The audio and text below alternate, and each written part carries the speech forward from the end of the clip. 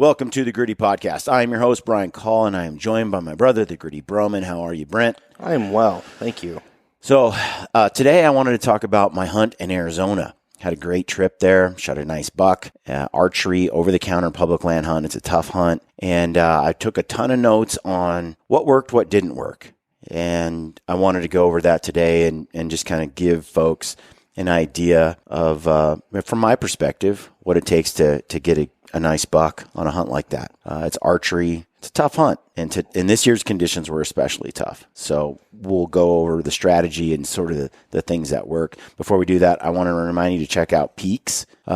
Peaks, get yourself some trekking poles, some gators. You know, the season is coming up and helps to have some of that gear. I think they're a must-have for all hunters. Spring's coming around the corner. It'll still be a little wet, but the sun's going to be coming out. Get yourself a sweet Peaks hat. The other thing I think you should check out is crispy boots and sheep feet. That combo, that's great too. You get a discount on all this stuff when you use the code GRITTY. Use the code GRITTY at Peaks. Use the code GRITTY at Sheep Feet.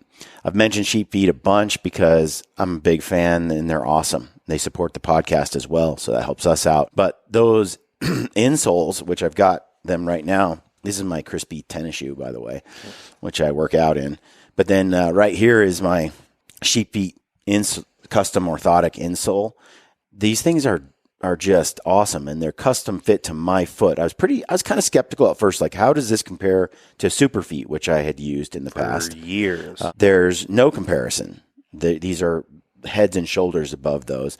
I have a pair for kind of a full foot bed length for these shoes here.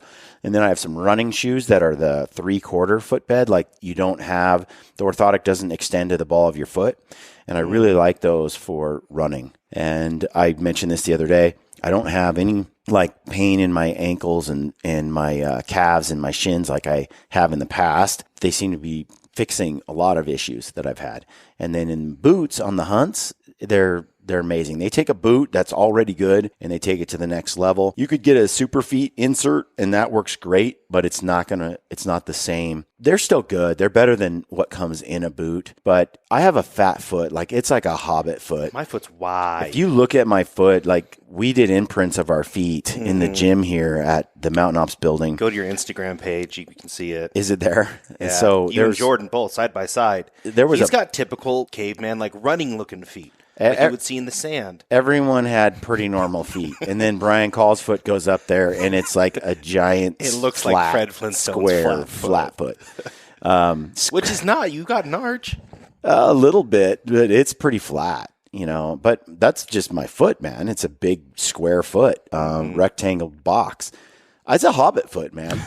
And it's hairy and pretty gnarly. But you don't realize how unique each foot is until you imprint them, and then you look at the imprints and you're like, whoa, some of these feet are similar, but other feet are freakishly different. Skinny, narrow, long, high arch, low arch. Like some of them look like there's a ball and then no space whatsoever, like it doesn't touch the thing. Yeah. And then toes. Yeah. So I was disturbed by the imprint that my foot left. Anyway, Sheep Feet makes these custom to your foot, and then they have the little foam bed and the little heel like holder that supports your arch. It's just a great design, and they've been doing it for something like 30 years, and they started putting them into the hunting space more than over the last couple of years. There's a lot of things out there that just the hunting space has not got incorporated into it in the last like 5-10 years or so. You've been seeing it. It's been really cool. They make a difference. When I'm walking on a side hill, I got that edge, the insoles just keep your foot inside that boot from slipping or sliding around, and the ones that come with it. I used to use the green Super Feet. They kind of fit my foot, kind of. I had to trim them a little bit, and then the arch didn't fit my arch. And then if I just wore them long enough, then you break them down. I broke them down a little bit, I think, but also my foot, got a little support eventually. But they were pretty uncomfortable in the beginning. Where with Sheep Feet, I've got 4 sets that I run in. Because I wanted to be able to try all the different designs and styles that they've had and use them for different uses, and they've been awesome. So check those out. And then Mountain Ops. Use the code GRITTY at Mountain Ops. I just took a blaze shot for this show. You'll see how sharp and on it I am. But these energy and focus shots are pretty nice. And I haven't talked about these much, but this is the Peanut Butter Bliss bars that Mountain Op sells. They're selling these like mad. So if you haven't keeping them on the shelves, if you haven't tried them, you should try them, especially if you're kind of a candy bar guy, because they have that. It's like 1 gram of sugar in here, gluten free. Really, that's it. Of added sugar. They're tasty. They're really tasty. They're much better for you than your Snickers bar, right? And they've got quite a bit of protein, other goodies in there, but they taste the caramel one. Awesome. What is it? Caramel something. That one tastes like a Snickers bar. Yeah, Straight up. I like them all. There's the caramel, the chocolate, and the peanut butter. They're all tasty. They melt a little bit in your pack if it's hot, because I took them backpacking. I actually... just lick the wrapper. It depends on summer or not, but they're, melted. Even melted, it was good, But check those out. They're good. Use the code GRITTY over there. So let's get on to the show. We're going to talk about the Arizona deer hunt. I want to set the stage here and give you some context. So we were in Arizona. It's an over-the-counter public land tag. You're going to have some difficulties. So the conditions were drought. They didn't have much of a monsoon season. There wasn't a lot of moisture during the antler growth season. It was we were hunting really far south. I think if you were northern Arizona or even mid-Arizona, the deer didn't suffer as much, of course, because those areas, those mountain areas, they get some moisture. But down south, it was really bad. There was not a lot of moisture. And although there are guzzlers and water tanks all over, which Game and Fish put in place, and then so do cattle ranchers and such, and farmers. Even so, just because there's water available doesn't mean there's feed available, because those guzzlers, they keep the deer and the critters from dying. But there's a difference between surviving, and thriving. And I would, we were sitting there talking, and have you seen the astronaut stuck on Mars? No. What is that movie? Yeah, it was a big movie. movie. Yeah. You've seen it, yeah. He survived. He was not thriving. Right. Absolutely tough conditions for an animal to grow big antlers and then to stay nourished antlers at all throughout the season. And so what we observed, it seemed like we saw over the last 3 years, this is my 4th year there. Over the last 3 years, we've seen some nice bucks, both coos deer and mule deer.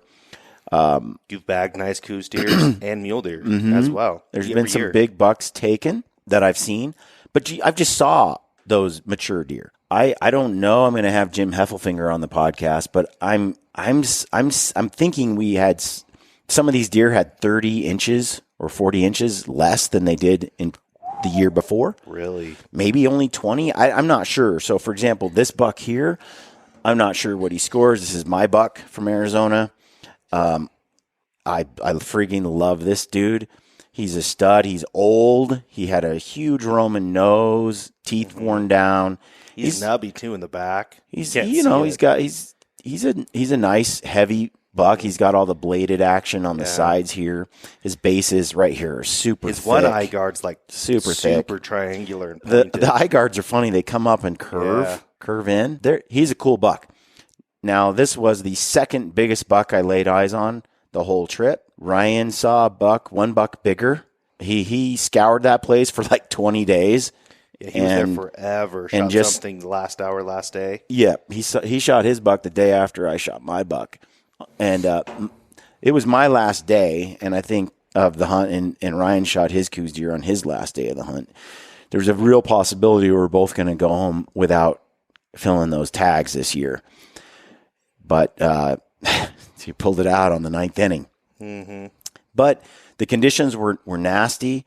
And so what it did was, without the vegetation, no water, what we ended up seeing was just overall antler size just dramatically smaller. A lot of pinchers, a lot of deer that had good bases, and they came up and then they just stopped. Like they just couldn't put on. Mm-hmm. I wonder how big this buck would be, or how big he's been in previous years when the conditions were because he definitely better. Isn't ready. He's not so old. He was going to start receding. He could have regressed a little bit, but I was talking to Ryan about it, and each of these areas where there's a blade, that's like a antler that's trying to come out. That just didn't, they're trying to sprout some things here, and it just didn't happen. This fourth on this side just seems to just have run out of energy. He's a little fatty. Like he's pointed and bladed that fourth, but it good enough. He's definitely he's definitely a nice buck. You wonder with the mass and how much he carries through here, right up in here, and as he goes, what he could have been. I mean, he could have been much deeper forked and just a bigger deer on earlier years, and that is true for Arizona. That happens, like in Arizona and Nevada and these arid locations. A deer or an elk, like they say not to draw a tag on certain years that don't have enough moisture or where they went into winter really weak and then they had to power through a winter. And so when they hit the spring, they're barely alive. They're going to have a hard time putting on that mass and that size as they just try to get healthy again. So you can have dramatic years on elk and deer in a place like Arizona, depending on the monsoon season, depending on the feed and the vegetation from year. And they used to have mass die-off and still do sometimes due to these droughts. But because there's so many artificial water sources sprinkled throughout Arizona, they have far less die-off than they used to have. Still, it was a tough season for these deer. And so we were having a hard time finding anything of any size. We found, or even, we did find some age class stuff. Like it seemed like some of these deer we were seeing were old. Like this buck was old. You'll get a good look at him in the hunt video I'm creating of this trip. You get a good look at him. They were old. They just didn't have the size, right? And even the old ones, were hard to find. And I have a theory behind that. This is a Jim Heffelfinger discussion again. My theory is this, these old bucks are smart, and they also they lay low. They know where to hide, how to hide, and so forth. There's a lot of hunting pressure. These deer in this Arizona hunt are being hunted they're hunting in December, January, sometimes February. You see these deer being hunted in like August, September. There's your over-the-counter deer tag in Arizona.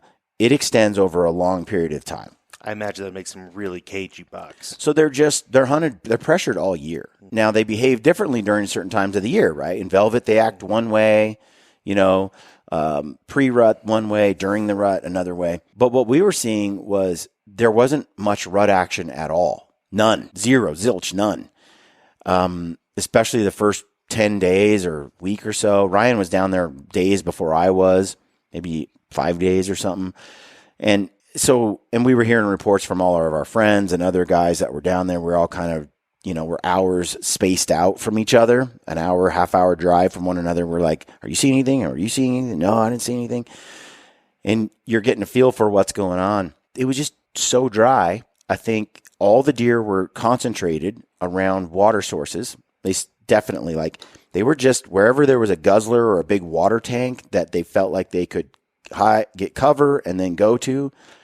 That's where they were at. They were nearby water sources. And they all seemed lethargic. Like all the deer were they had no go-go, no go juice. They were just like, oh, okay, moping everywhere, tired, And they were eating. The only thing it seemed like they were eating were cactuses. That would make me tired, too, if I had to smash my face into a cactus to survive. Yeah, and that's another Heffelfinger question. How do they eat these cactuses? Man, they are chowing these gigantic cholla jumping cactuses with spikes that, we got stuck with those chollas. You can't go down there and hunt and not get hit with them repeatedly, right through your boot or your shoe or whatever you're wearing. I Googled it. And the top, it suggested me is, what kind of plants do deer not eat? I'm telling you, it's amazing what they are eating, but they were concentrated on these cactus ridges where you had these chollas, and they were that's the primary food we observed them eating, and then they were going over and getting water at the guzzlers, and that's where the deer were concentrated. And I think that the rut, normally by that time, we'd be seeing bucks, rutting does, jumping on them, breeding them, the whole thing. Nothing. So those were the conditions we were under on this particular hunt. And what I noticed was as we were waiting for the rut to kind of kick in, it just wasn't happening. So my theory on the big bucks, there's a combination of two things. They didn't put on the antler size that you would expect. So there were, it just seemed like there weren't very many older bucks, although they could have been old, just they didn't put on any size. And two, because the rut wasn't active, wasn't really going, they were laying low and they weren't exposing themselves like they do during the rut. So those two factors together made it hard to find an older buck. And, when they're laying low, these old bucks, I think they just knew the rut wasn't going. Mm-hmm. The does were not doing anything rutty. They were acting like every other time of day. And I think the big bucks were probably getting up at night because it was so hot during the day. And they were probably checking does here and there, but just nothing had triggered them. No smells of estrus make them lose their mind. They're very, very triggered by scent. Mm-hmm. That's the arousal part for a lot of these deer. So without the scent in the air, they just don't get stupid. And so I think without the scent in there, without it triggering them, they just are tired and lethargic. They get up, move at night, check things, and then they go and lay down again, and they lay down all day, right? So finding a big buck under those conditions is hard, all of it combined. So those were the conditions. Now, I'd say the hardest, those made the deer tough to hunt. The other thing was that with the vegetation being scarce and the water being scarce, and they're concentrated in these pockets where there's water guzzlers and then where there's some cactus ridges. You combine that with lots of pressure and tons of people, because there were more people this year than the year before, more people the year before than the year before that. It seems like the hunt is getting more and more attention. Mm-hmm. And that's to be expected because people are talking about it. Yeah. And that's what Fish and Game wanted in the first place, wasn't it? Yeah. But I think they want people focused. They want people to recognize, like the Coues deer hunting. Yes, it was getting pressured, but not like the mule deer. Mm-hmm. I mean, the mule deer hunting's, the amount of people just trying to kill mule deer is next level. And I don't, part of that's because mule deer are probably just, they're bigger, they're the quintessential Western trophy and so forth. But I think it's also because Coues deer are so tough to kill, mm-hmm. or even spot and then stalk, that most guys are like, I couldn't hit that with my bow if it was, standing broadside and didn't move. Tiny targets, hard to kill. So I think some of the reason dudes go for mule deer is just because they're, especially young mule deer, they're a little easier to kill. Mm-hmm. I think any old buck, Coues deer or mule deer, is tough no matter what. They're just a different animal, and I'll get into that a little bit later. So the people were tough this season when you have deer and they're not spread out because they're near water, and then the deer are concentrated in pockets, and then all the hunters are kind of on the same groups of deer. You end up with some big old herds, like 40 or 50 deer all concentrated together. And in addition to that, then you have all the guys, you can't miss that many deer. And so you got a lot of guys going in and blowing up deer, and so you can't, it's hard to get on a stalk when there's that many people mm-hmm. around. And so trying to find areas where you can get a deer off grid or away from a group or whatever, a little tough. So those were kind of the conditions: no rut action, shortage of mature bucks or bigger bucks, people blowing up stalks, vegetation scarce, dry ground, drought. You couldn't really sneak around because the ground was so loud. It didn't matter where you stepped. There's these little 1 inch or half-inch bushes or little sprouts of grass sticking out mm-hmm. in the dirt. It looked like moss that had died and just carpeted everything. It didn't matter where. It just was like with You'll every see step, in the video, even with socks on and dead silent. And then because it was so hot and dry, there's not a lot of wind, so they could hear everything. You could hear a pin drop from 100 yards. It was just tough. So those are the kind of the conditions there. So what was the strategy? Glassing. Mm-hmm. We spent days and days of glassing from every perch and lookout we could find, driving hours between locations, looking over miles and miles of country. We would get in an area, climb to the highest point. Now, it's amazing how many people won't leave a truck or a road or a side-by-side or any, they just glass from all the points that you can park on. A little legwork, a 5-minute climb to a ridge opens a world to you. the higher you can get in a flattish area too, the more you can capitalize on that morning glassing when the deer are up and moving still before they bed down because it's hot or whatever. So getting to high points that take a little effort to get to gives you much more visibility. And then it's glass. And we glass and glass and glass and we glass. We glass from morning till dark. You know, it's like if we're not on a stalk or watching a deer, we haven't found our target or whatever, we don't stop. So a lot of guys will glass, go back, eat lunch, hang out, have whatever, blah, blah, blah, and then wait for an evening hunt. And that's fine if you just are out there camping and hunting for fun and hanging out with kids and family. But if you're out there and your goal is like me, to kill a big buck, glassing all day, you just never know when a critter is going to get up and expose itself. Mm-hmm. And that's exactly what would happen. You'd see 30 does here, 15 there, 20 over there, 40 over here, big groups of herds of does on different mountains and ridges and pockets. And you're glassing them all. And you're not seeing a buck, not a big buck. You're seeing little bucks, young bucks, forked horns, 3 points, bucks chasing here and there. You're seeing rut action from little guys, nothing big boys. From any big bucks. And you're just glassing all these pockets and just looking.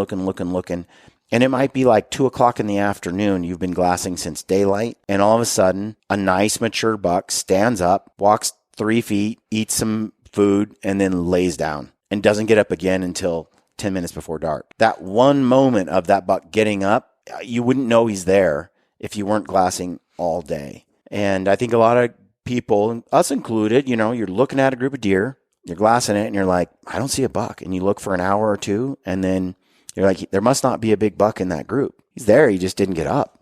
He's there. So being able to stay out and glass all day is a real key to success. So the other thing is glassing for finding pockets where the deer are holding up. I mentioned this the other day. Again, guys don't get out of their rigs. They don't get out of their side-by-sides. And so they don't see where these deer are actually at. So you'll see a guy, I observe this a lot. Guy drives to the top of a ridge top, and he has a pretty commanding view from there. But 200 yards in front of him is a little hill. And then just beyond that blocks his view from the immediate area on the other side of that hill. Well, he could glass there all day. And if there are 30 deer on the other side of that hill, 250 yards in front of him, he will never know those deer are there. And if he drives around the hill and glasses from any other point, he won't know that the deer are there. There's no road from which you can see that little pocket. And yet you're only 250 yards from that pocket. So you think naively that there's no deer there, or, it's just, it looks flat until you get to just the right spot. And so then what we noticed was, you just go a little ways and peek over, you just hike up to this little ridge, 15 minute climb, and you see these pockets where the deer are all holding up, but no one can see them from a road. It's just not visible. And since nobody leaves the road, they know where those pockets are. I think they just know, like, when I'm here, no one bothers me. Nobody bothers me. Or I'm bothered less. Yeah. And so that was one thing we observed. So getting those pockets, glassing all day, getting high, use a tripod. You want a tripod to stabilize what you're looking at. You can't handhold binos the way you can on a tripod. Get 18 power, 15 power binos or more, and then switch it up to your spotter when you need to glass further away after you've exhausted the closer. And glassing is a whole subject in itself, but that's the idea. Get comfortable, get the optics mounted on a tripod, and really put the time in and glass all day. Then observe the behavior. Like once you find a deer and you're like, oh, there's a buck there, start observing what they're doing, track them, pattern them somewhat, and look at the terrain. Start looking at your Onyx or whatever, Google Earth, whatever you've got. Understand the terrain that they're in, and start looking for opportunities to put a stalk on the animals. Understand that you may not be able to that day. Too many people, I think, see a buck and they're like, all right, let's do it. Yep. And they just go in. The race is on. The race is on. You never know who's going to blow them up first anyway, especially on a public land hunt. You could have three other guys, So my take is, I'll get to that in just a minute. Okay. it's basically this: prioritize not getting busted. When you're looking at a buck and he's your target, or an elk, same thing. Prioritize not getting busted over getting in range for the shot. The number one priority is don't get caught. Don't get caught. Do whatever you need to do to get as close as you can to kill the animal, but don't jeopardize getting caught. Now, there's a fine line there because at some point, you've got to risk getting caught to kill the deer. But delay that moment to the last but possible on the minute. spectrum of getting caught, there are things where I'm definitely getting caught, and then I'm probably not getting caught if under this situation. Prioritize not getting busted. If it looks like there's a high percentage chance that you can get within bow range without being busted, then do it. I mean, if there's a good chance you can get in bow range without getting caught, then do it. But if there's a high percentage chance that you'll get busted, don't do it. Don't do it. Start figuring out where that boundary is, where you have a high percentage chance of get in as close as you can, as best you can, but without getting busted. So when possible, get into positions where the deer come to you. Under desert conditions in open country with no cover noise, there's no wind really. The ground is loud every step. They can hear you. There's not a lot of brush. The grass was not even ankle deep. In the past, it was at least waist or knee high. You could crawl a little bit in the grass. You could hide in the grass. Not much there this year. Basically, under those desert conditions in open country with no cover noise, it's better to try to set up an ambush than to risk sneaking into bow range. But it takes patience to do that because the urge is to, I just need 30 yards. If I just close 50 yards, I'd have my shot. But the odds of you pulling that off are very, very low. So it starts becoming a different game. It's like a chess match. You're like, okay, I need to get into this position and then let them come to me. Because the odds of me getting from 100 yards to 50 yards are so slim that I'm better off sitting there and hoping they close the distance, that 50 yards. That's a much more high percentage approach than the other way, you moving toward them. So that takes a little observation. You might watch them for a couple of days. You kind of might start seeing some patterns like, when they feed in this little bowl, they like to walk up here and bed, and then they like to, whenever they go through from this bowl to the next bowl, they go through this saddle almost every time. The wind blows this direction on the saddle. If I sit right here, there's this pinch point. Boom. That's how I'm going to kill them. And it might take a couple of days. The hardest part about an area like Arizona is the sheer number of dudes out there that are going to push them out of that spot before you can make that kind of patient kill. That's why both Ryan and I like to find areas where there are no other hunters, get remote. But in this case, that's pretty tough, especially under those dry conditions, because the deer weren't spread out. They were concentrated near water sources. Water sources have cars and trucks near them because they're usually cattle related or they're accessible by vehicles because they're man-made water sources. You're going to have times where people come in and blow your deer out before you've been able to get that pattern down. But a day or two later, they'll go back. That's what I observed on this hunt. They'll go back to that spot. And now that you've kind of learned it, there are two things that I noticed for the patterning of the deer. Well, I found my buck and I started trying to kill him day after day after day. In like a 10-day window, I think I found him 7 of those 10 days. There were periods where I didn't find him all day. I looked over miles and miles of country and never found him. Generally, I could find him 2 days in a row or every other day, sometimes 3 days in a row. Like most days I found him. Sometimes it was at last light, but I knew I'd find him the next morning because he was still there the next morning. But they would move 2 miles, 2.5 miles from where I saw him one day to the next day. Usually they moved because of pressure. They didn't want to move. They like where they're at, but somebody blew them out and they left. Because this was the buck I was targeting and I was putting so much effort into finding him, it really helped me learn the terrain and the country in a way that I wouldn't normally. So it was tough. I was glassing from every place I could find, every ridge, pocket, cranny, knowing he was probably within a 3-4 mile radius of where I'd last seen him. It was tough. Now, this is really open country. It's the desert. So you couldn't do that in like Montana in the mountains where it's thick, you know. It's harder to relocate, I guess, an animal if it travels 3 or 4 miles.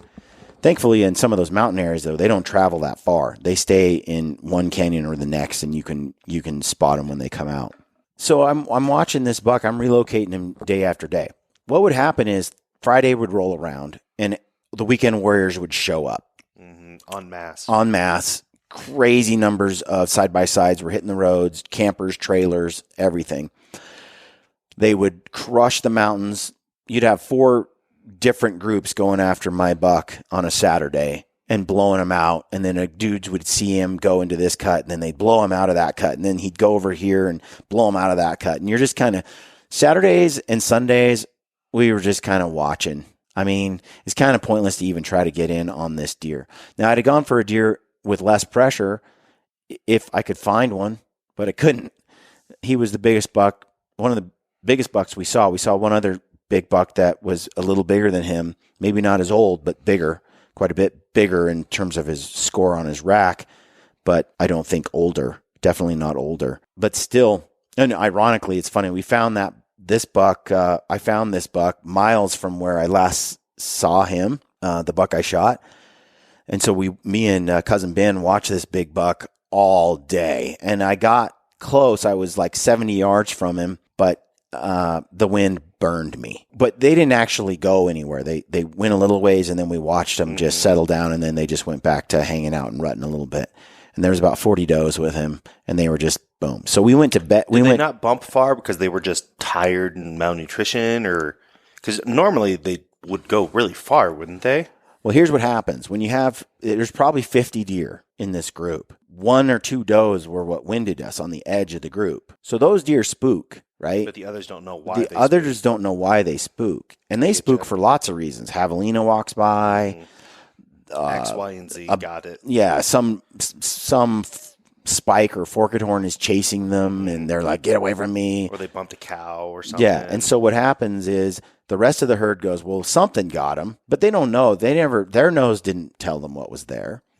And sometimes, so they kind of move off, and then they kind of look over their back trail, and they're like, I don't see what their fuss is about, and they settle down. And that's really what happened. So it wasn't the whole group that got us, just fringe deer, which caused them to move a little bit and then settle down again. So this buck goes to bed that night. We watch till dark, dark, dark. We're there first thing in the morning before daylight. I'm glassing. I'm like, oh, dude, all the deer are there. I'm thinking we're going to get back on this giant. And he's not there, but this buck is there instead. And that's why I think this buck was older, too. He just was the boss.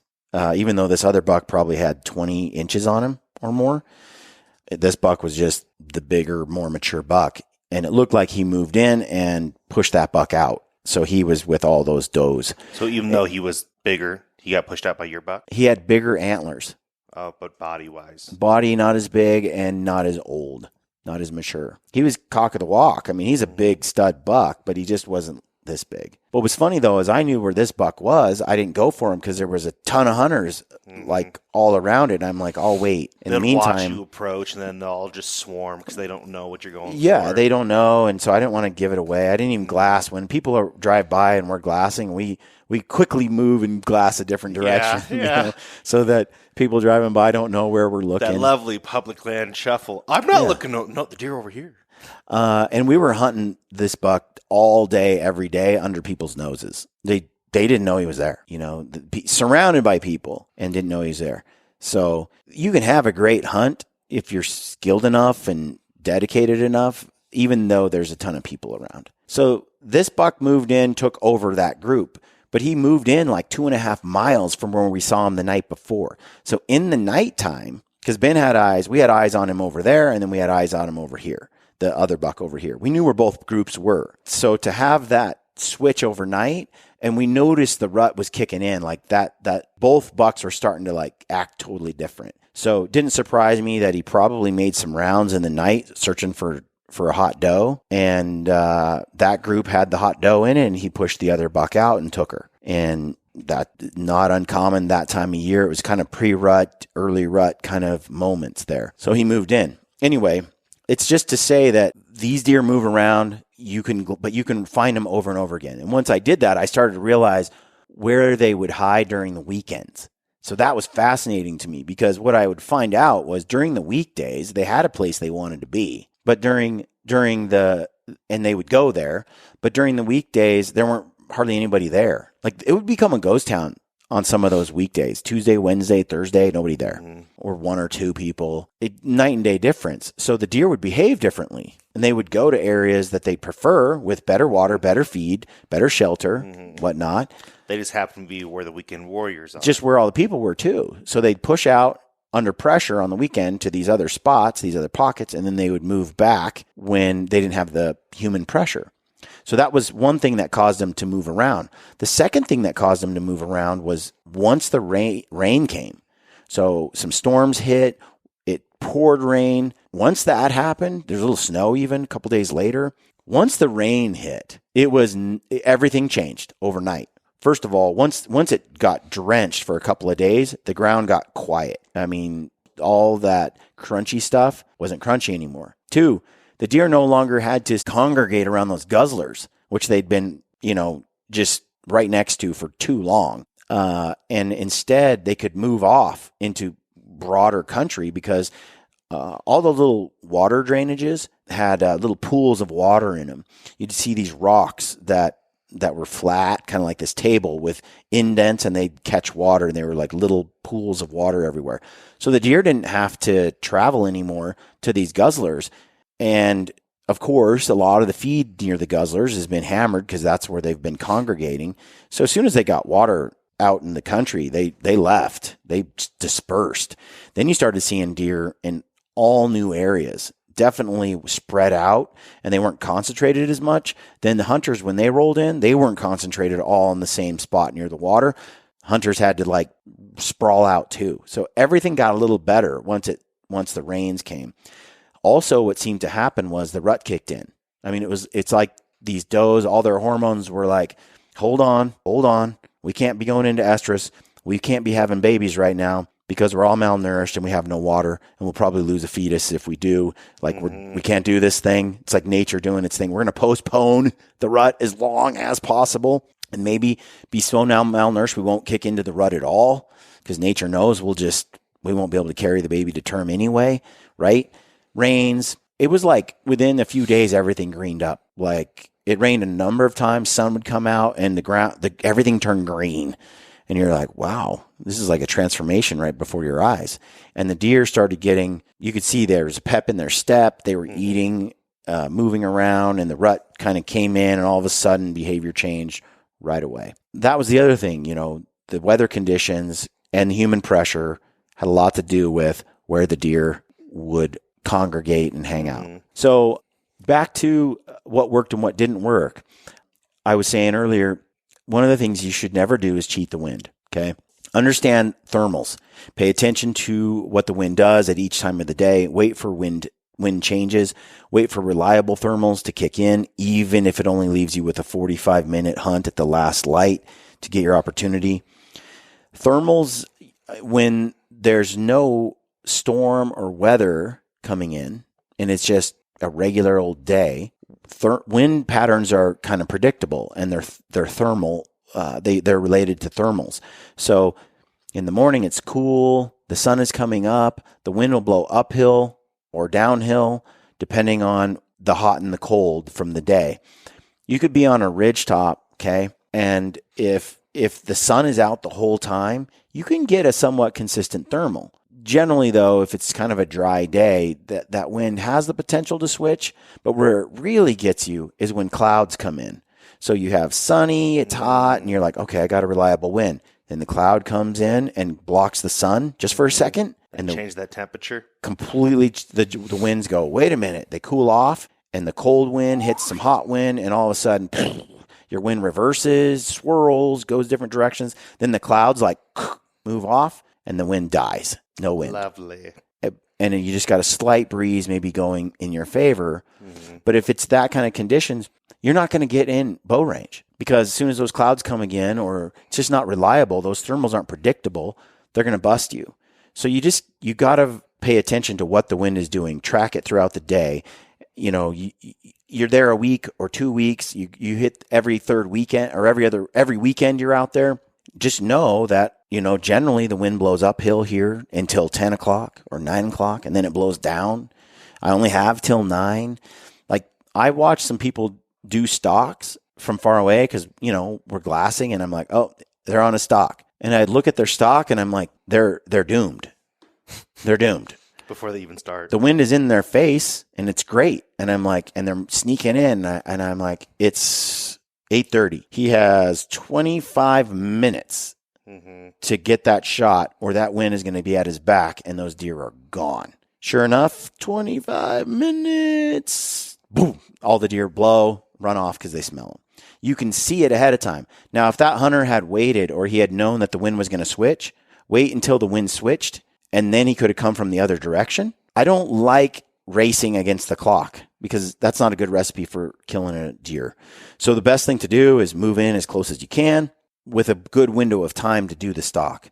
So I'll choose not to do a stalk if I have 1 hour to get it done, but I know in order to close into bow range, I need 3 hours of belly crawl time. Well, you don't have enough time.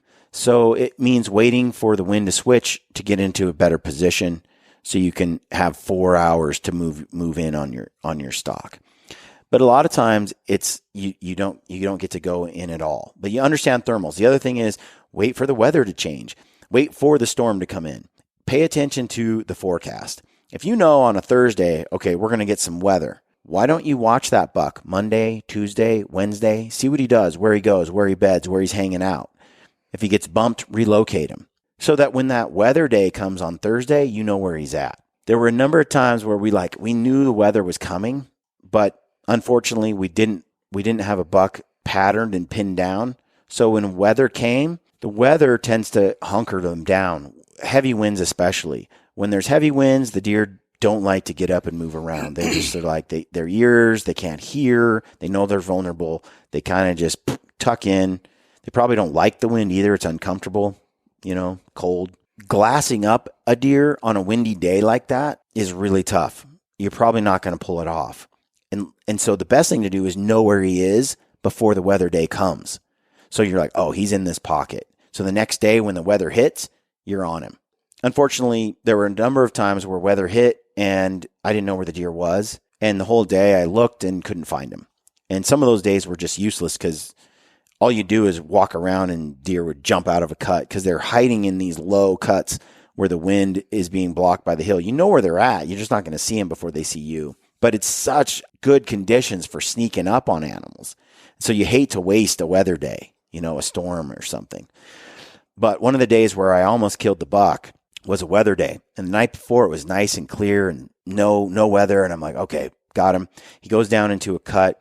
I watch him there. The next morning, I know the storm is coming. Next morning, I show up. Storm is there. I look in the cut all day, all morning, and I find him. And he's there. You'd never know he was there if you didn't know the night before. So then I sneak around the top. And because you have so much wind and so much good cover noise, and they're hunkered down, I got all the way into 50 yards on the buck. And he gave me an opportunity, but it was so windy I couldn't hold steady because I was in a crosswind, not a headwind. And so I ended up letting down. And at some point, I skirted too far down the mountain. I knew the wind was blowing down, kind of across them with the crosswind. I knew I was skirting the edge, but I thought, I only need to close like 20 yards and then I'll be able to do it. But the wind will be close. And I ended up cutting it too close. And so they smelled me just before I could get that 40-yard shot. Buck got up and they moved up the canyon, and then they stood there and looked back down the hill. Well, they stood there at 75 yards for about an hour, just all of them looking down the hill like 9 does and the buck. He was rutting, just following him, smelling him, standing broadside, and I ranged him a bunch of times. But the wind was too tough to shoot a 75-yard shot in the wind. That wasn't really the shot I wanted anyway. I wanted something real close, something I knew I was going to make. I was pinned down because I was in the open if I tried to close the distance, so I just had to sit there and wait for them to feed over the top or leave and then relocate them. But because I had found him the day before, I was able to take advantage of that wind day. I just should have circled all the way around and just not cheated the wind. But you get there and you're like, oh, I'm in bow range. I'm 50 yards. You know, if I just close, but the wind's buffeting me too much for a shot here, I have a lot more confidence if I can just get behind this rock right here. And I'm like, I know the wind is a gamble. I shouldn't have blown my wind day. I didn't have to. I could have circled all the way around and then the wind would have been in my face, even though it was a crosswind. And the wind was blowing so hard, I probably could have just walked right up but it would have taken a couple hours to go around. And I thought, well, you know, I'm right there. And if I just get a little closer, that wind, you know, it's blowing so hard. It's going to blow right by them. I just, you know, bad choice because I ended up ruining the wind day, right? It's kind of, you could walk up to 30 yards in that kind of wind. I shouldn't have gambled. I didn't need to gamble, and it caught me. But again, knowing where the buck is, having patience, not pursuing him on the days when there wasn't any wind, waiting for the weather day to come, it's a great strategy, especially in places like Arizona. So the other thing was be aware of the entire herd, okay? 30 does with 30 sets of eyes and ears and noses is a difficult force field to penetrate. It's not just one buck. Yeah, when you're going for a big buck that's in a mix of 30 or 40 deer, and we saw some at 60, a herd of 60 deer. When you're trying to get to one deer in that mix, it can be really tough. So you got to be aware of the entire herd and know that you're sneaking up on all the noses, all the ears, all the eyes. So maybe you should wait until the buck is on the edge of the herd, right? Like, don't try to get in there on the buck because you're not going to get in. You need him on the edge of the group, and you need the wind in your favor. You got to have him on the edge, but also have the wind in your face on that edge. Sometimes it just doesn't work. The setup isn't there. It's really hard for me to hang back too when I think, well, at least I should get at least somewhat close. Lampers is better at this. He'll look at it and go, it's just not going to happen. It's not the time to strike. Keep watching. I'm not as certain, you know, when I'm looking at the situation. Is it time? Is it not time? And so that's a skill I'm developing. But I sat there and you just got to know that there's a whole group there and the conditions need to be right. The day before I killed my buck, Ryan was with me and we were looking at it and I was asking him for his advice. He was out there trying to find the other buck that I had seen before that was a giant. He was like, well, that's a stud buck, and I don't think you're going to kill him today. You know, and we talked about what might work. And it was kind of one of those things, well, you need to wait until last light, you know, so the wind is for sure certainly blowing hard in one direction as the thermals switch for the evening. And that's your only approach. And you just got to hope that the buck comes close enough for a shot. And that's your only play. And that means you got to wait all day long and just kind of sit there and then hope that the last 40 minutes you can close that gap. And I did, prioritizing not getting busted over everything else. And I got within 70 yards of the buck, but it just wasn't the shot I wanted. And I backed out, came back the next morning. And again, same kind of thing happened, but I killed him that day. Now, had I blown him out and moved in or done my thing, they could have ran out of the canyon. And then the next day, which was my last day, I could have not relocated them and gone home without a buck. So prioritizing not getting busted, you're always still in the game. You're always still in the hunt if you don't get busted. And that's something you always got to consider. There's always still a chance you can pull this off if you don't get caught. But as soon as you gamble and you get caught, it's over and it's back to square one. So you never know what might unfold if you don't get caught. And I see too many people going out there and it's like you're not counting coup. There's this old saying, you know, counting coup. Like it's a Native American term where, you know, your Indians would go out and go into battle or something, but they wouldn't kill the person, but they had him in the palm of their hand and they could have killed him if they wanted to. And they call it counting coup. It's like, hey, you know, I didn't kill the guy, I didn't take his scalp, but I could have if I wanted to. And that's the victory. That's the victory. And they do it with people in their tribe or even, you know,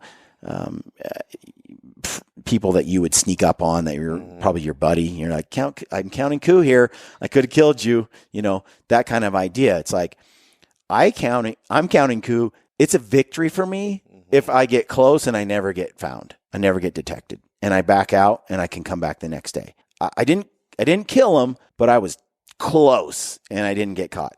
Now there were many times where I was in bow range at the 70 to 80 yard, 85 yard. I can make that shot. So you could count coup in terms of, hey, I got in bow range, but it's not the high percentage shot that I want. And I've talked about this before. Ryan and I have talked about this.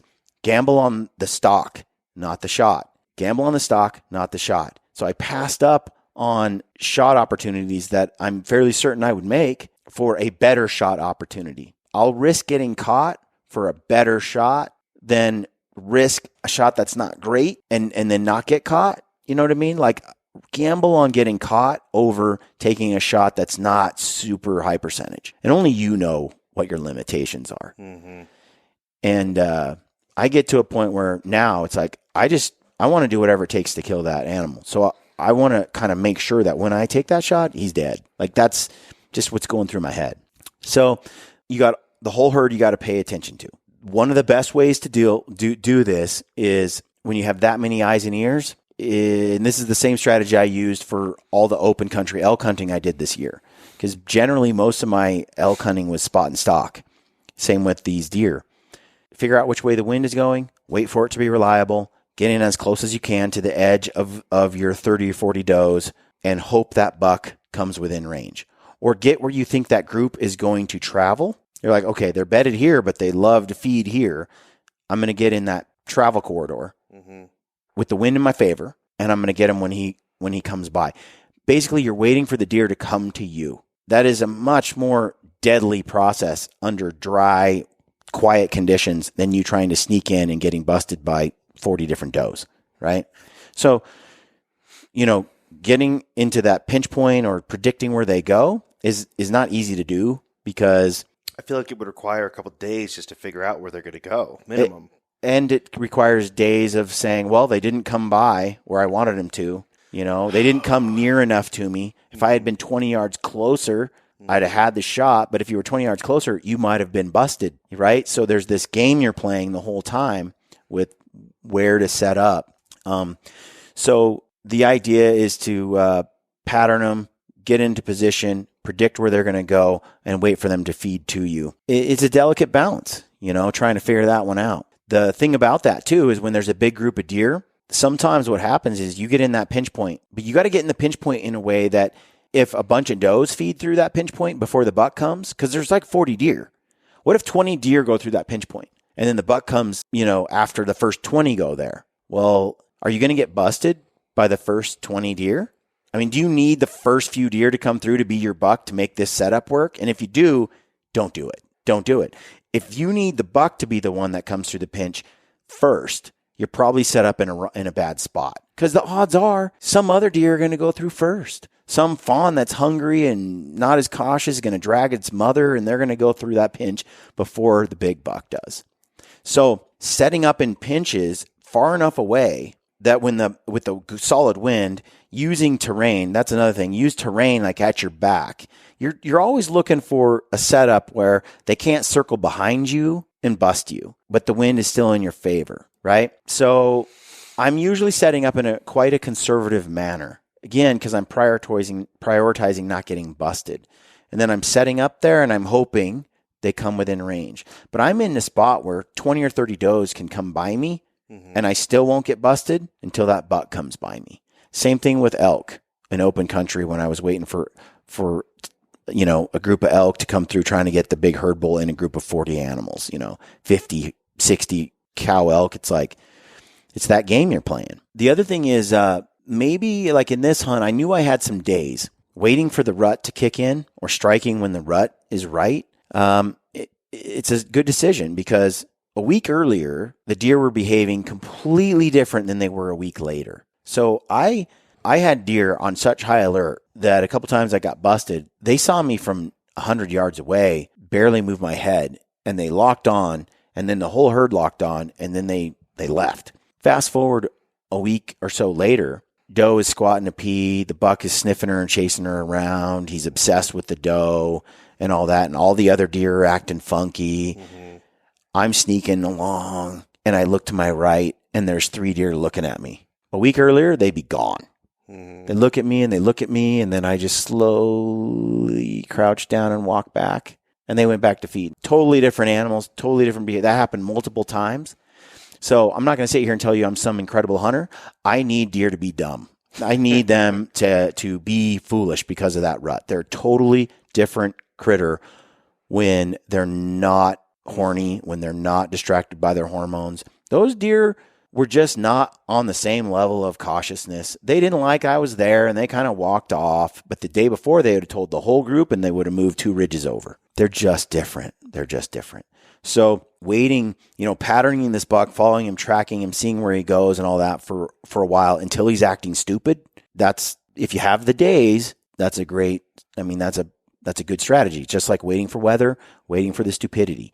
When Ryan came that second to last day and we were looking at the deer, he saw them rutting and he's like, this is great. That buck, he's on the verge. He is on the verge of pairing off with that doe and going off by himself.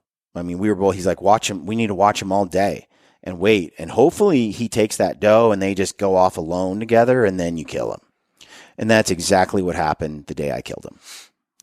And I hadn't seen him do that except for one other time, like 5 days earlier. And I had him at like 40 yards and he just got up and he moved before I could shoot him. Not because he winded me, not because of anything. Just bad luck. He's behind this tree bedded. I'm like, and he just stood up and he walked straight down with the tree between us and left. Heartbreaking. But that was the best day I had, one of the best days I had on him because he had paired off with a doe that was in heat and he wasn't with all those eyeballs. So wait for that rut to kick in. And then one of the things that works pretty well is maybe you can start to see the rut behavior. What you can do is get on the edge of the group. Let's say there's 40 does or 20 does in there and they're all doing this thing in this basin.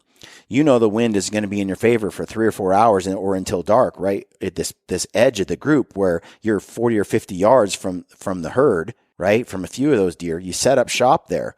The buck is clear on the other side, but he is checking each deer every few hours. Like, is the she in heat? Is this one in heat? Is that one in heat?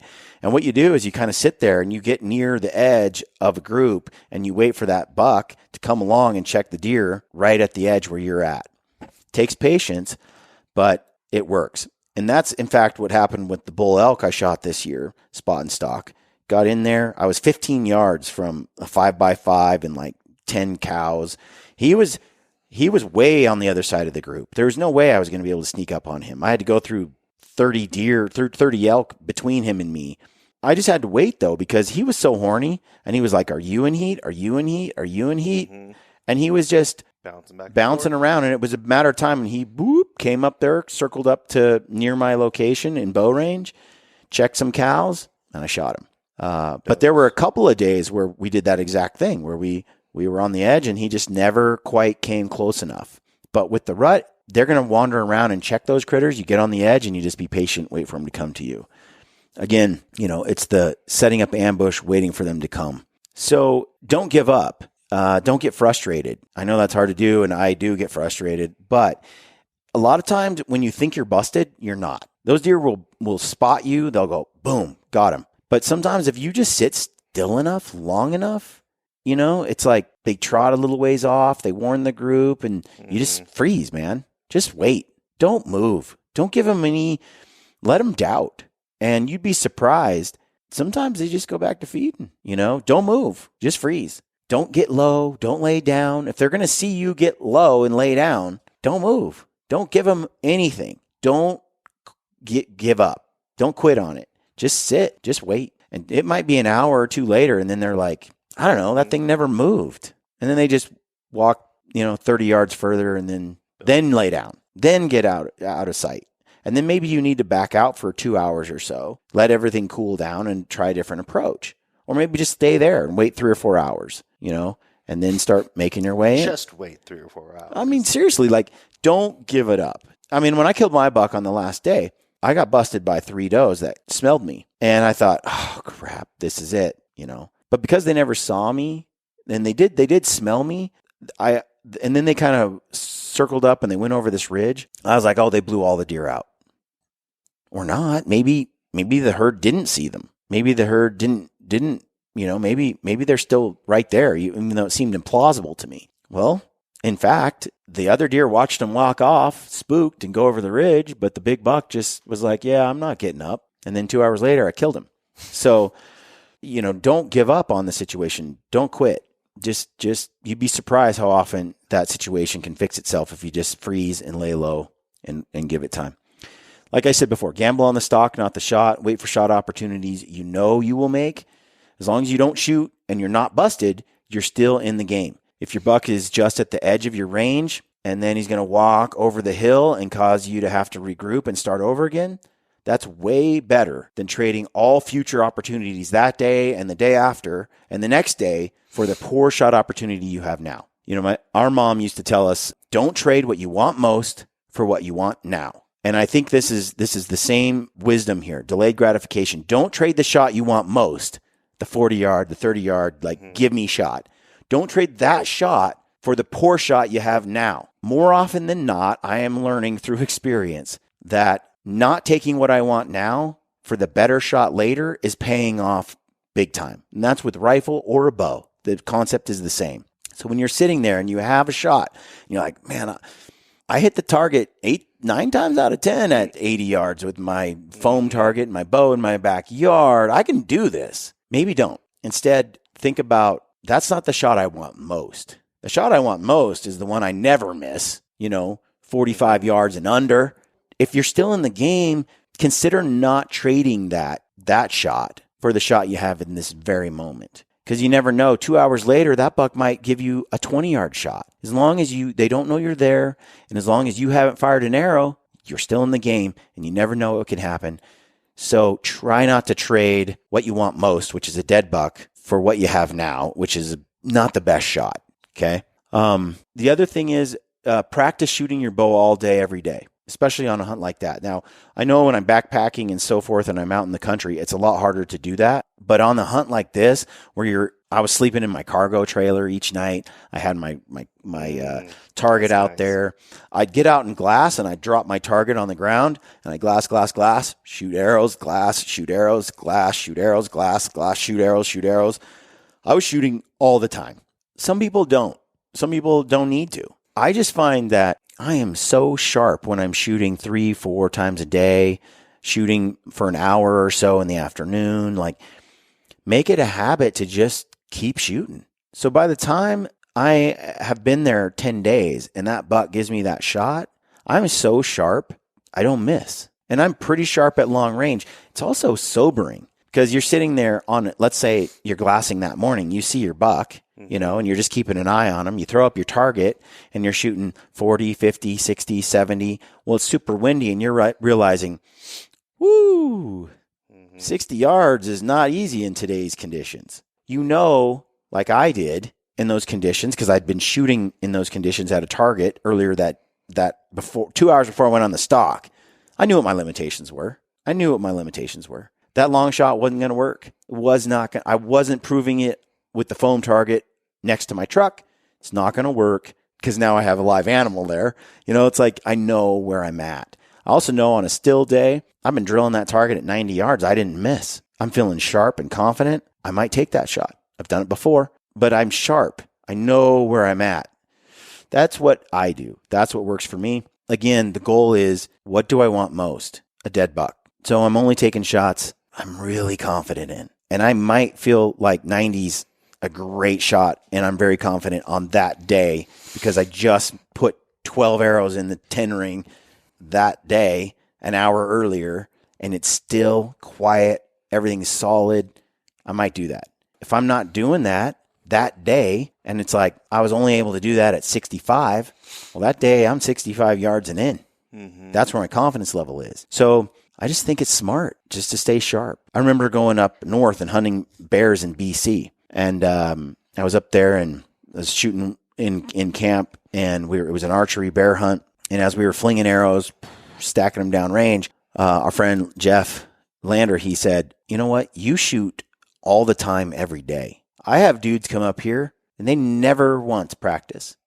You guys are out here practicing every second, every chance you get. If you're not out there hunting, you're shooting. I think that's a big difference maker. You come into camp and you just like think, I don't need to practice. I'm unstoppable. I lose my sharp edge quickly. I lose it quickly. That's why when I'm on a backcountry bow hunt, it's nice to bring some kind of judo tip or whatever blunt that you can practice shooting with while you're out there. I did that this year in Montana when I was hunting elk. I was shooting my arrows into soft banks and practicing a few shots each day, trying to stay sharp. But the other thing I've done is they have those little soccer ball size Reinhardts. And when I've done a drop camp, like they drop you in a chopper, like in New Zealand, or they take you, or you're on a horse, I bring that target so I can just keep firing arrows at that target. I used it in BC with Dustin Rowe. Like, it's nice to have that kind of thing with you so you can stay sharp. So practice shooting on your hunt all day, every day. I mentioned that the other day and somebody's like, you don't shoot all day, every day. Of course I don't, but I shoot a lot, way more than you think. That just also, when you're busy on day-to-day life, doing podcasts, your day job, whatever it is, it's really hard to carve out the hours to go practice. Mm-hmm. But on a hunt, you're kind of killing time. There's all those windows of opportunity to shoot. By Most guys are out there taking a nap, midday nap. Yeah, by the time you're there 7-8 days on a 10-day hunt, you can have 7 or 8 days of serious skill development and sharpness, muscle memory, like skill that you're developing. Maybe you're there 14 days. That's a lot of dedicated time shooting free throws, basically. Yeah. And you're going to sharpen that edge, just be that much more deadly. So I like bringing practicing all day. Another one, know when to draw your bow. This used to be a huge problem for me, and it still is, but I'm better all the time. Knowing when to draw your bow is so tricky. I've learned over time to set up in a way where the animal can't see me draw. So I either draw and I hold at full draw for a long time, which is perfectly reasonable. Lampers, and I need to get him on the podcast, but he and I were talking about how he killed his coos deer. And I'm like, how did you do it? And he's like, he starts telling me, first thing I asked when he killed the deer, and he sent me a stupid picture of just, an antler tip or a bloody arrow. Like, the a-hole always is teasing me with just a little bit of, the picture. I want to see what you shot, dang it.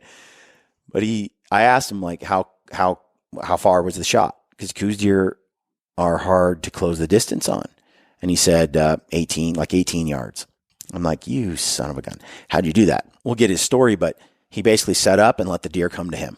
And he had seen the deer's behavior a little bit. He almost had the buck, I think, the day before. But again, he didn't blow the buck out, so he could go back to the scene of the crime, wait for the buck to repeat the same thing he did before.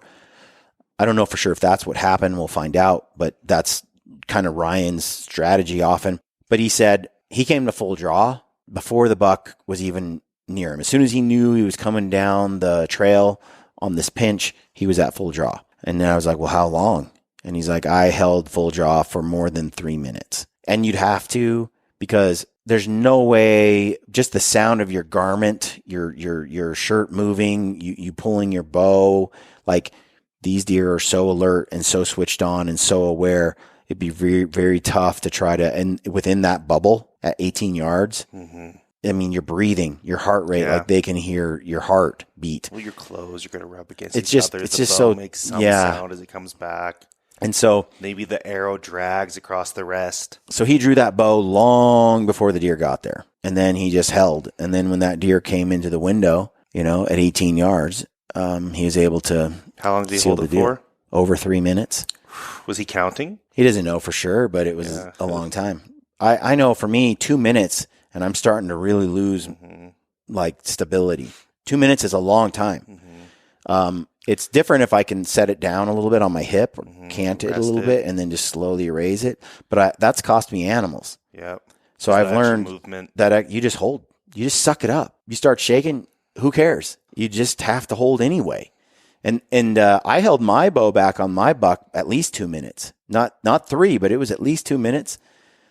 It was a long time. So Brent Hahn from Valkyrie Archery came over that day, and that's another pointer I was going to give. Get eyes up high. If your cousin Ben can show up, if Ryan can be there, or your buddy Brent Hahn or Corey Ford or Golden Rosie Jack, get eyes up high, have them watch your critter for you. Because one of the things that you're doing is you're taking your eyes off of them as you move in. Having eyes up high, they can say, they can wave you off. Deer are gone. They smelled you, whatever.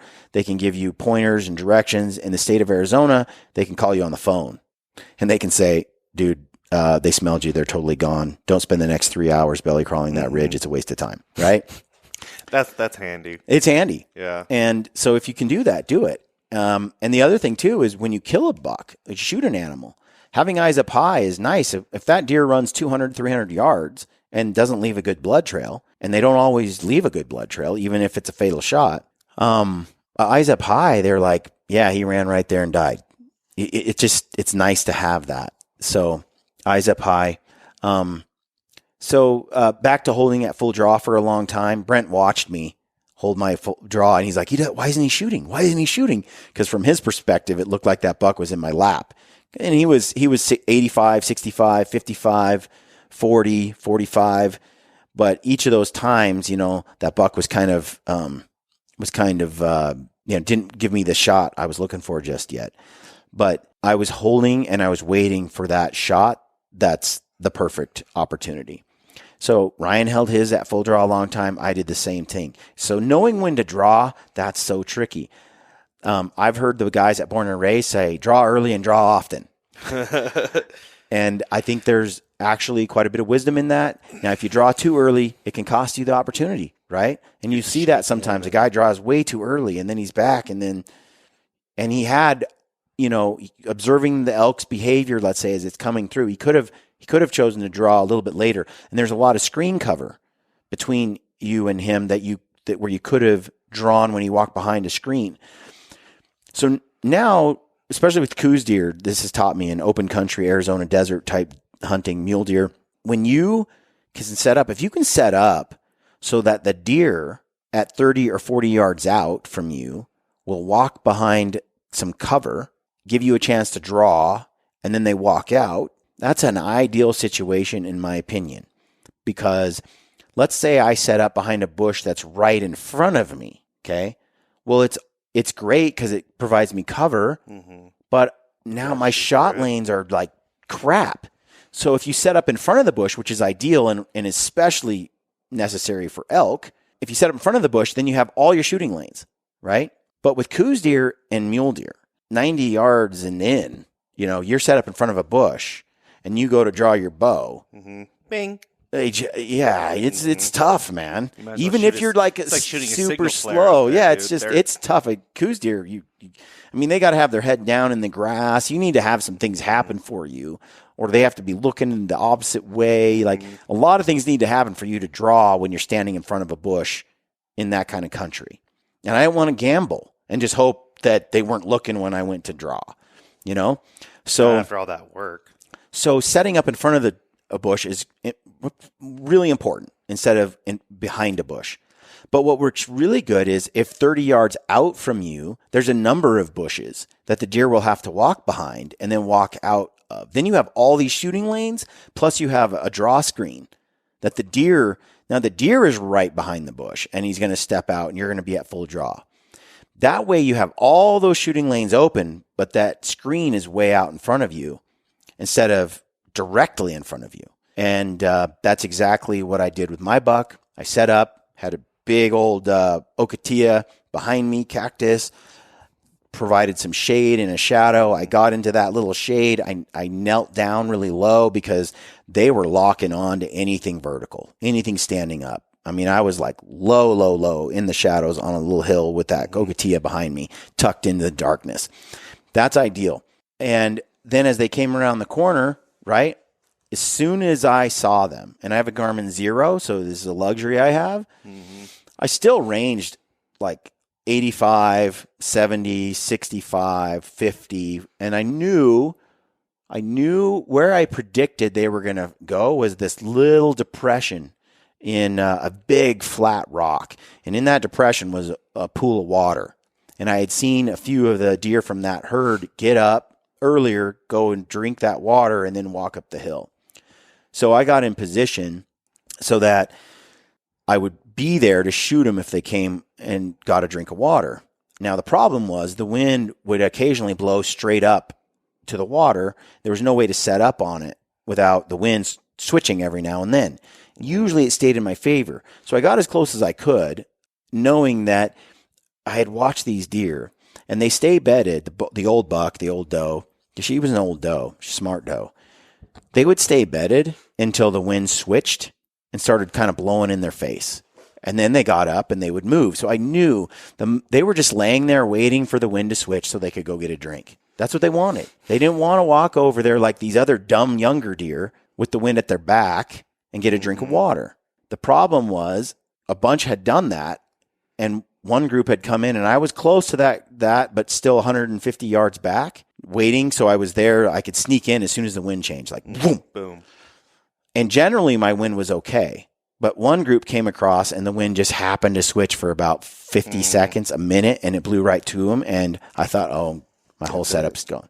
Now, they did spook, and they did kind of move off, but they kind of stiff walked out of there and then went over the top, and the buck decided they didn't move. Then I waited. The wind switched, gave me the perfect wind, blowing hard in my, not really in my face, actually. It was a crosswind. But what it did is it blew in a way crossways, and they were up above me, so that once it blew hard that way, they wouldn't be able to smell me, but the wind would be in their face. And so as soon as the wind switched, it swirled back and forth for like 4 o'clock. It was like, and I'm like, Brent, what's it doing up on the mountain? Brent's like, it's blowing. It's kind of still changing. I'm like, okay, come on. At 4:30, I just booked it up there because at 4:30, the wind settled. It wasn't going to switch again. I barely got into position, sat down, got on that water. Those deer knew that that it had switched as well, and they had got up and they moved right to the water, the little depression in that rock. And I could have pressed forward and gotten a close shot, but I wouldn't have had any cover to sit behind or to draw my bow. With elk and some other animals in different, sometimes they don't see you. In this desert with these high pressure deer, the way they are, it's a recipe for getting busted. It doesn't work. I might pull that off on a Colorado mountain hunt where I'm just in the wide open and I just sit still and the deer just walk by. In this desert country with these deer, they were too alert. They were too on it. So I stayed back, got in that shadow of that Ocotillo, and I set up there specifically because I knew if they came around on the cut in the trail, they would walk behind 2 bushes that were like 10 by 10, right? And I could draw when they walked behind, and then they'd step out and they'd walk 20 yards and then walk behind another bush. And then they'd move 20 yards. And so it gave me these opportunities to adjust or move for my shot without me having a bush right in front of me. So I sat there, and my plan was come to full draw early so I don't have to draw if I don't have to at all. So as soon as I saw the doe that come through and her ears start to pop up, boom, I was at full draw, and I just waited. And she meandered down, stopped, looked around a lot. She was super cautious, wind in her face, moved down, wind in her face, But good news, the wind's blowing left to right as I'm looking at them. And so it's a crosswind, but it's not, they're not down. They're never going to smell me. They were never going to smell me. So they're coming across the top here, and I'm looking at them like this. And as they come around that corner, I'm at full draw, and I'm ranging with the 0. Ranging the doe. And I know that buck is behind her. She's the hot doe. Sure enough, 30, 40 yards behind her comes the buck. And now he's walking. And I have him at 85 yards. And then I have him at 70 yards. And then I have him at 65 yards. And a few times I'm like, I could take that shot, but I know where they're going. They're going to go right here, and I'm going to have a 40-yard shot.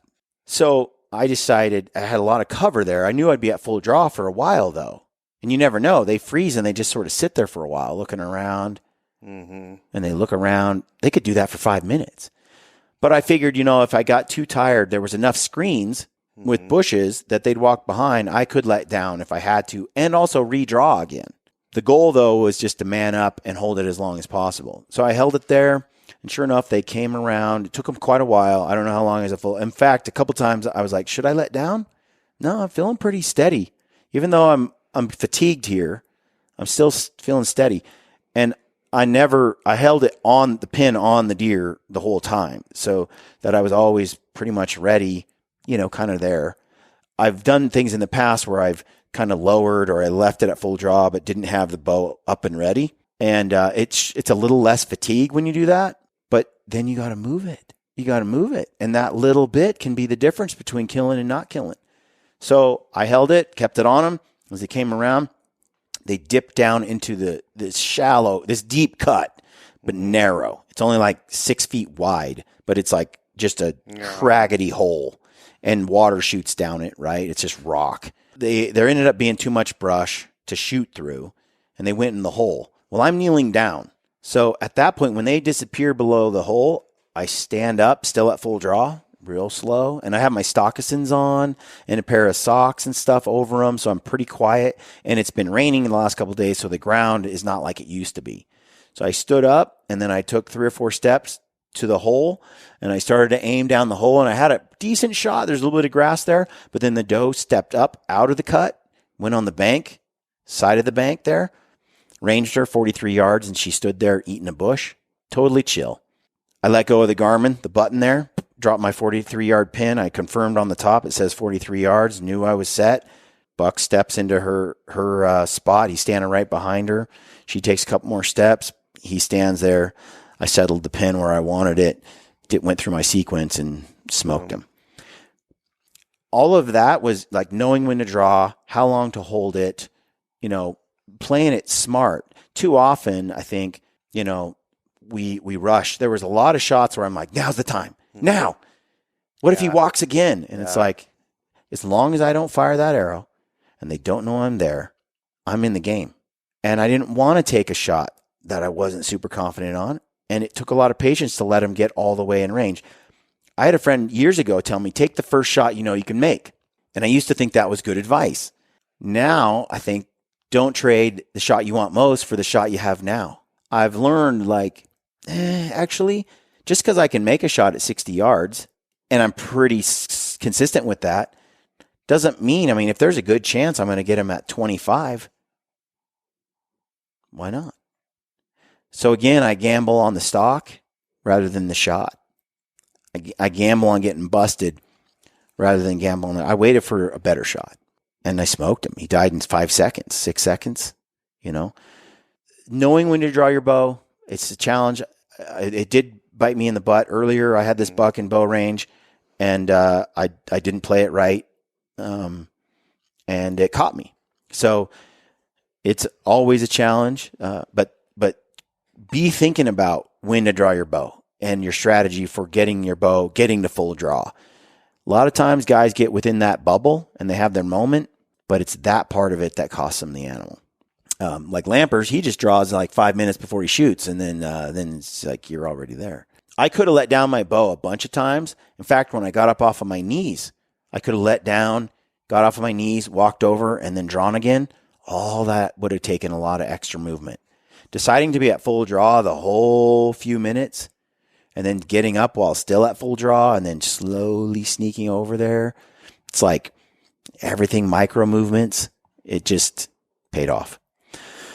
One of the other things is always be willing to let your draw down and pass on a shot if it feels wrong. Always be thinking, I might take this shot, but I might not. You'd be surprised how many guys can't let down once they draw their bow. It's like, I always think now, maybe I'll shoot, maybe I won't. Just because I drew my bow back doesn't mean this is I'm going to send it. Mm-hmm. And I have to tell myself that, because otherwise it's like this thing where I learned this from Joel Turner at Shot IQ. It's like I pull my bow back and it's back. It's like, I got to shoot. Mm-hmm. This is my moment. And now I often draw and go, if it feels right, if I know I'm going to make it, yeah. But if I draw back and it's like the wind is pushing me around and everything and he's in range, I don't force it. I'm like, no, I'm not going to do it. Other times, maybe it's 90 yards and I'm like, boom, got it back. I'm like, I might take this shot. I might not. No, this is good. Yeah, boom, it's gone. Like, it also keeps me more calm, having that attitude. Like, maybe not. I don't know. It's like I'm tricking myself, Tricky self-talk. Yeah. So learn to let down. And this is the same thing Joel Turner taught. Like, with the closed loop, open loop kind of process in your brain. Like, just because you drew your bow back doesn't mean if you're shaking and you're not going to execute a good shot on a 3D target or your dots in your Reinhardt, don't do it. Let it down and start over. Only take shots that are good. Don't take shots that are crap. If you get tired and you're like, okay, I'm not going to make a good shot here, it's a skill to say, no, I'm not going to shoot. It's a skill to be like, no, this isn't the moment. And you got to hone that at home, at the target range during practice sessions so that when you're on the animal, you do the same thing. The other thing, understand how you react in the moment of truth and develop a system that works for you for executing a shot in that moment. And I have a process. I did a podcast earlier this year talking about that a little bit over the summer. I think it was in August before I went hunting for elk. I also talked about my bow setup in that, my hinge release versus my trigger, my thumb button. And that's a discussion I'd like to have again. That'll be on another episode. But there's a whole process I have for picking a spot and executing a shot in the moment of truth that I've had to develop. It's funny, like I was plagued for years getting into that position and then not capitalizing on it because of adrenaline through the roof, not being able to execute good shots in that moment of truth. Like I was great as long as I wasn't overly hyped. It wasn't that moment. It wasn't the giant animal of my dreams stepping out and giving me. I lost a lot of animals over the years that I was not able to hit because I blacked out, So developing that process and understanding how you operate, because another dude has different adrenaline, different responses, different fine motor skills in that moment, breathes differently. You're not the same.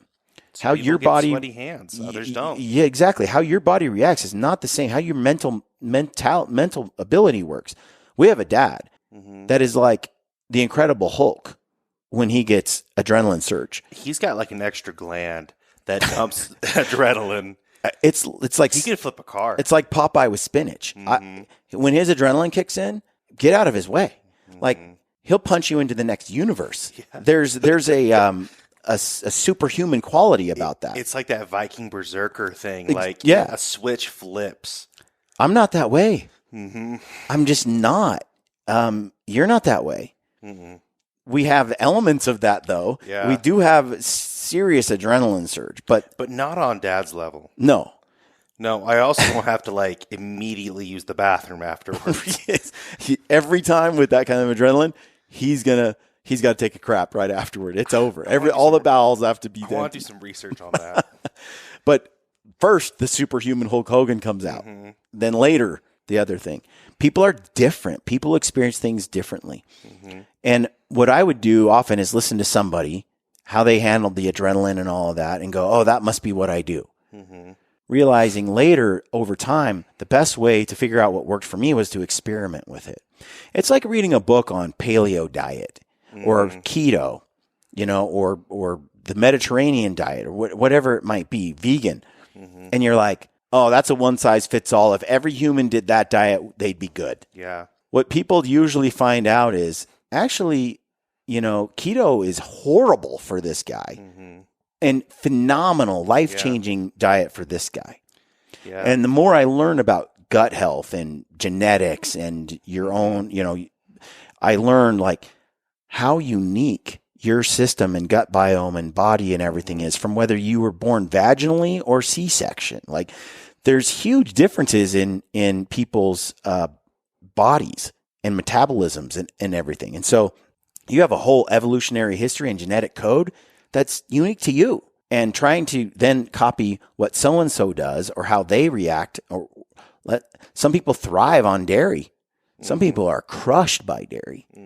You've got to figure, one of the best ways to figure that out, by the way, is what? To test on yourself.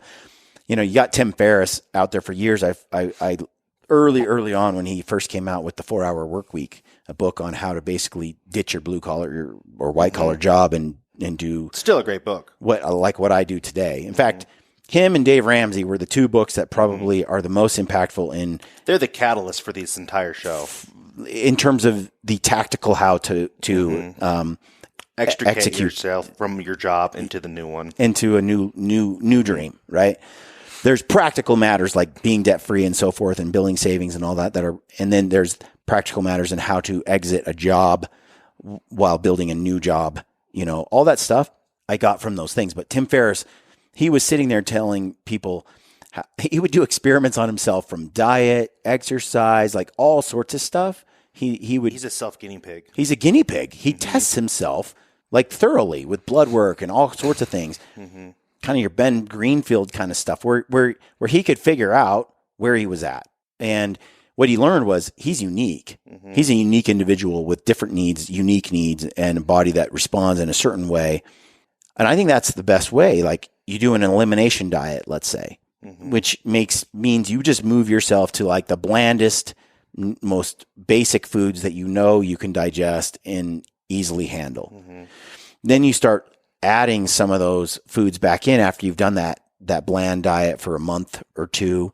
You start going, okay, how do I react if I add eggs back in? Or maybe you decide eggs is the first thing in. I start with eggs. Or you say nuts or milk or whatever it might be.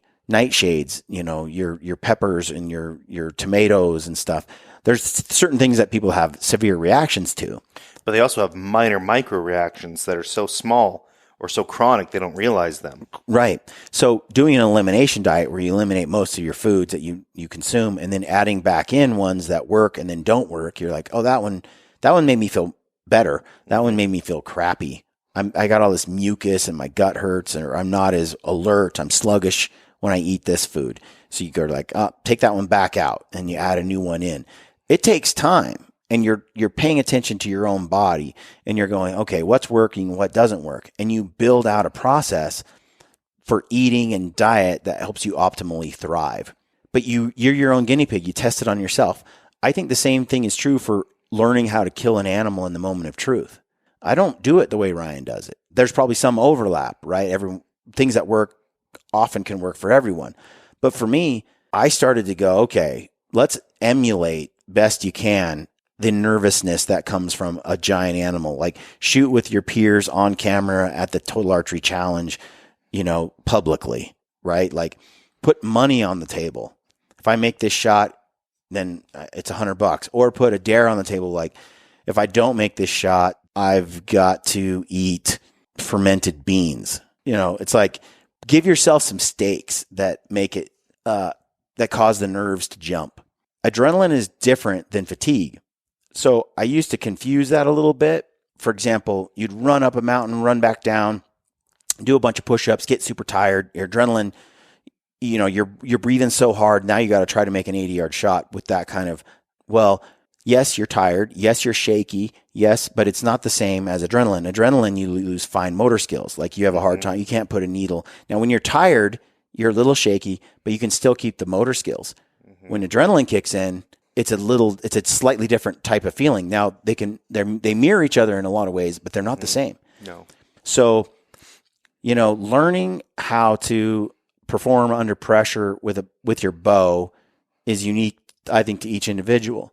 And I learned that, for me, I was never going to execute a hinge effectively with losing fine motor skills. I have the iron claw in my right hand. I don't like forcibly jerking on a hinge. When I do that, I tend to miss. So practicing with a hinge is brilliant for me. It helps me aim and gives me a lot of teaching, but then being able to shoot a thumb button and command the shot when I want it to go off is the trick. Now, everybody's a little different. And that's why I'm saying some people have such target panic that if they have a trigger, they're screwed. They just black out and punch the trigger. They have to have a hinge to force them to go through it. You got to figure you out. There's nothing more depressing or frustrating than being a great hunter and getting in position, but not capitalizing on shots. It's like you work so hard and you do everything right, and then you can't hit what you're aiming at. You're like, and you can keep honing your skills as a hunter over and over and over and over again. But if your problem is shooting under pressure, that's what you need to fix. My cousin Ben struggled with that. Like, great hunter, but unless he was sub 25 yards, 20 yards, he was such a bad shot there with the bow for a while that it was like, it doesn't matter if you're a good hunter in terms of stalking ability and getting a shot. If you can't execute the shot, That's a major problem. So that's something else that you got to work on. We could talk about that on another time. Same with where to aim, aiming for exit points instead of entry points on a target. Where to aim. That's something I want to talk about on another show. So back to the stock itself. When that buck came out, there were a couple times when I could have been like, rah, rah, or, and I could have got that buck to stop and give me a shot. And a lot of people do that. A lot of people do that with elk, especially cow call, and stop them.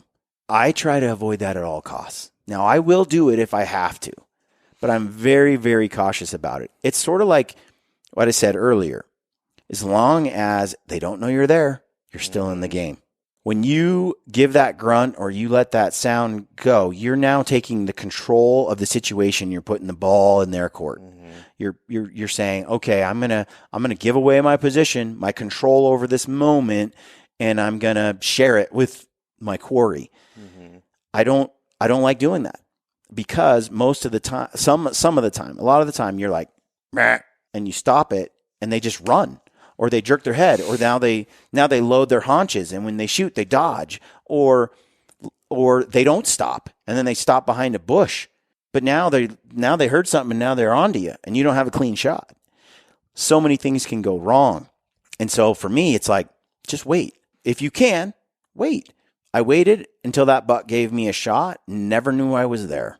Never. I could have stopped him 6 times in little pocket windows where I could have executed the shot, but I would have had to been under pressure. I would have needed to make the shot pretty quickly. I was gambling on whether the deer was going to run away or stay there, or who knows what they'll do. So it's, to me, I don't like to do it unless it's a last resort and I'm in really close range and I can execute that shot fast. And it's what I've got. In thick country, you kind of have no choice. But in open country, man, I'd be real careful about whether I use it or not, because they'll stop on their own, and then you can just execute that shot at will, on your timeline. So I think it adds less adrenaline too, because once you give away and they look right at you, it's now or never. There's a spike. There's this urgency that comes. You start, instead of like just aiming and holding and letting the shot happen, you're like forcing the shot to go because you need to, because they're going to bolt, or they're just, different behavior. So I don't like to do that if I can avoid it. You're going to have guys that have a totally different opinion. But again, you're still in the game if they don't know you're there.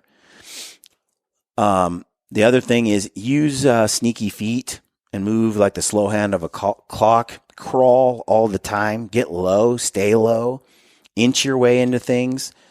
It's amazing how much you get away with when you're laying on the ground on your belly or sitting on your butt and you're low. It's a different thing than when you're just vertical standing. And I see a lot of guys not willing to crawl or get on their stomach and crawl 50 yards to an edge.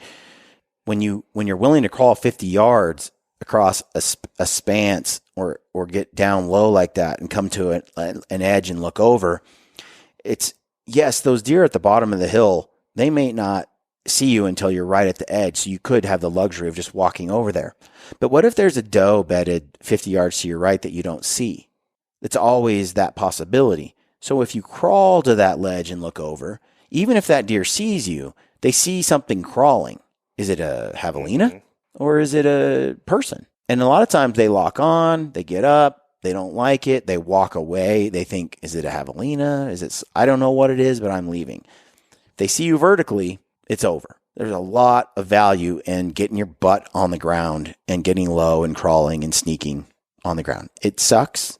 It's a pain in the butt. No one likes it. You get wet, you get dirty, you get stabbed by cactuses, but it's lethal. And I've been using the stockasins, and I can't recommend those enough. They're those leather moccasins by Lone Peak Leather Company. Me and Ryan use, everybody I know is getting them. They're the best design I've seen. You don't get stabbed by cactuses through them. It takes a lot to puncture one of those. And I throw a sock over them. And that I think is the best combo. And I'll talk about that on another show too. Like sneaky feet. Like how do you get silent feet? And because it's amazing to me how many guys are walking around in boots and thinking they're going to get in bow range. You're not going to. I'll sum it up with some of the high level mistakes I think I made on this hunt and what I did right, and then we'll close this podcast. I ranged the buck when I should have waited. That cost me an opportunity. I knew the buck was right there. He stepped into a window. I had a 60-yard opportunity. I wanted to confirm. There was a doe to my left at 30 yards, and I thought, well, he's right there in the open. By the time they blow or whatever, I'll be at full draw. I'll kill this buck. So I moved real slow, looking out of my left eye for the doe, ranged the buck 60 yards, got my bow ready, came to full draw. And just as I came to full draw, the buck took 2 steps and walked behind a bush. Now I'm full draw, 60 yards. Everything's good to go, but the doe's looking at me and the moment was blown. I didn't follow my own advice. What I should have done was, again, prioritize not getting caught. Why didn't I just wait? Let that doe get further away, let that buck curve around. I didn't wait because I was afraid that the buck wasn't going to give me an opportunity because he could have gone right or he could have gone left. And if he went right, I probably wasn't going to get a shot at him that night. If he went left, I was going to get a 40-yard shot. Fast forward to the last day, I could have done the same mistake. I could have pushed in, all that. Instead, I was like, you know what? If the buck comes and does what I want, I'll have a 40-yard shot and I'll smoke him. If he doesn't, he'll walk up the hill. Oh, well, hopefully he does what I want. And I was willing to lose the opportunity on the buck to get that high odds shot and ambush, and it worked out. I think if you put yourself in that position enough times, prioritize not getting caught, you're going to capitalize. I should have killed that buck 7 days earlier in that moment. I shouldn't have blown that moment. It was brilliant. Wind was perfect. I was tucked away. Had I just waited, like I said, he was going to give me an easy shot. There weren't any animals in my way. It was a perfect setup. I was in the shadows. Everything was perfect.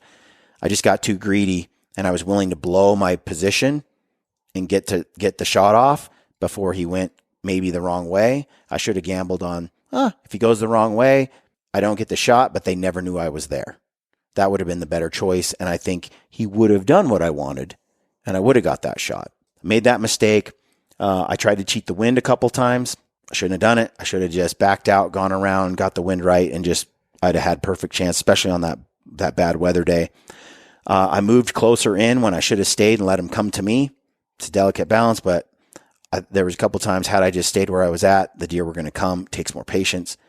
And I tried to stalk in on the buck when there were too many deer surrounding him. Too many times, a couple of times where I was like, I think I can do this, and there's just too many deer. I needed to hang back and keep eyes on them. What I did right, I patterned the deer. I predicted where they would go. I didn't cheat the wind. I let the rut ramp up before I got aggressive in my stalks. Otherwise, I just watched them. I waited for the buck to leave the herd with the doe, isolate himself. I let the deer come to me. I didn't take the first available shot. I waited for a shot that I knew I really couldn't miss.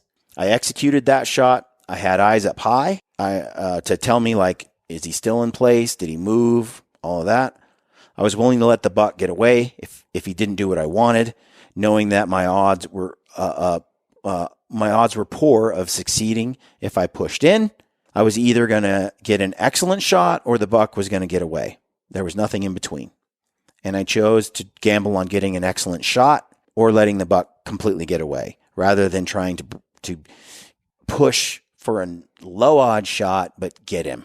It's a difference. So basically I prioritized not getting caught, and it worked. So I hope that all this discussion gets you thinking, and that there's some nuggets of insight that I've gained that you find useful.